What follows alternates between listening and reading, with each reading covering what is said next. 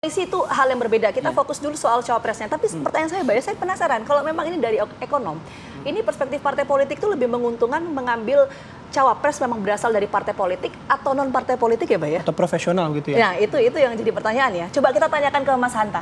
Seperti apa Mas Hanta? Kalau kalkulasi dari partai politik, kok tadi Mas Panggi menyampaikan bahwa ini kemungkinan besar polarisasi isunya soal ekonomi. Artinya peluang besarnya terbuka untuk cawapres ini dari kalangan ekonom. Tapi kalau perspektif partai politik lebih menguntungkan mana? Mengambil cawapres yang berasal dari partai politik atau non partai politik? Kalau partai politik pasti yang punya kotel efek ekor jas, di mana partai itu untung punya insentif elektoral. Paling bagus ketua umumnya menjadi cawapresnya, Vita. Paling pas itu, pasti itu yang diincar. Tapi kalau tidak, lebih baik bagi mereka yang non partai supaya cawapresnya bukan partai semua sebagai jalan tengah. Nah, soal pasangan supaya chemistry-nya bagus, kemudian ekonom politik itu pasti penting, itu paling penting, tapi tidak menentukan dalam kemenangan. Variabel ini, variabel di mana tipis sekali Ganjar, Prabowo, dan Anies keliru saja memilih cawapres yang tidak punya elektabilitas, dia berpotensi kalah. Dan saya yakin partai-partai tidak polos-polos amat dalam menghadapi 2024 ini, mereka pasti memperhatikan itu. Termasuk saya katakan, Pak JK itu mungkin tidak diinginkan, karena kita tahu dia potensi matahari kembar, dia komunikasi politiknya kuat dan terbukti. Tapi karena realitasnya pengen menang dulu, ya terpaksa harus dipilih.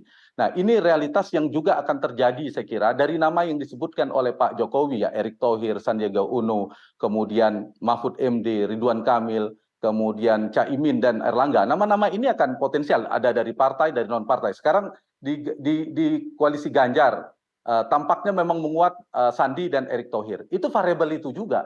Kalau mau aman bukan itu. Tapi PDIP pasti berpikir kalau begitu seperti Pak Maruf Amin. Tapi apakah berani 2024 dengan posisi Ganjar elektabilitasnya tidak sampai 40%? Kalau Ganjar 60% atau melampaui 50% atau periode kedua seperti Pak Jokowi, berani. Tapi kalau konteksnya seperti Jokowi periode pertama, saya melihat kemungkinan PDIP juga tidak terlalu berani dan leluasa dalam menentukan posisi cawapres ini. Sama dengan Prabowo Subianto. Pak Prabowo mungkin Caimin aja langsung jadi, langsung deklarasi. Tapi memperhatikan variabel-variabel ini. Dan ujungnya sebelum menjadi pasangan tadi, pasangan ekonom, tua, muda, politik, ekonomi, dan seterusnya, pasti ditarik dulu dari potensi kemenangan juga. Potensi kemenangan inilah yang sekarang menjadi variabel terpenting bagi capres-capres yang saya istilahkan rumit itu. Kalau misalnya AHY selesai bagi Pak Surya Paloh, terima saja. Tetapi ada variabel mereka memikir ini Jawa Timur, dipertimbangkan nama Kofifa. Begitu juga Ganjar, begitu juga dengan Pak Prabowo Subianto. Jadi Vita menurut saya faktor-faktor yang semacam ini titik tengahnya harus dicari. Satu, variabel satu dia bisa mengumpulkan koalisi, porosnya koalisi lengkap, tapi dia juga bisa memenang pertarungan. Ditambah tadi itu, dia bisa kalau terpilih governability sukses memimpin pemerintahan. Supaya sukses memimpin pemerintahan, maka racikan kombinasinya, formulanya harus tepat. Tapi sebelum sukses pemerintahan, sukses dulu pemilihan.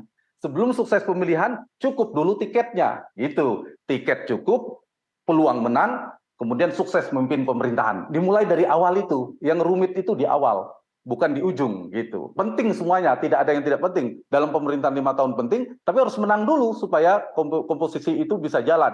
Supaya bisa menang, maju dulu di Oktober didaftarkan dengan cukup boarding pass atau tiket.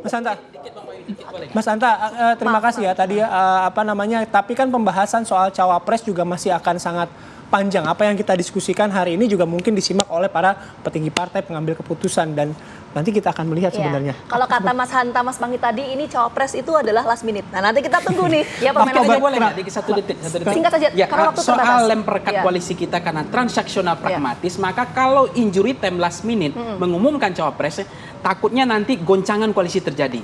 Kalau tidak sesuai dengan selera partai koalisi. Maka cawapres itu menurut saya jangan terlalu injury time juga. Jangan last minute juga.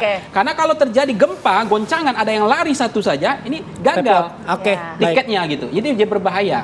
Kalau Mas Panggi jangan last minute. Kalau Mas Hanta kayaknya last minute. Nanti kita tunggulah ya dinamikanya seperti apa. Sekali lagi terima kasih banyak Mas Hanta, Mas Panggi sudah bergabung bersama kami pagi hari ini. Nanti kita lihat dinamika menuju kontestasi Pilpres 2024 seperti apa. Sekali lagi terima kasih banyak sudah bergabung bersama kami. Oke, kami jeda. Masih ada beberapa informasi yang akan kami hadirkan sesaat lagi di Apa Kabar Indonesia Pagi.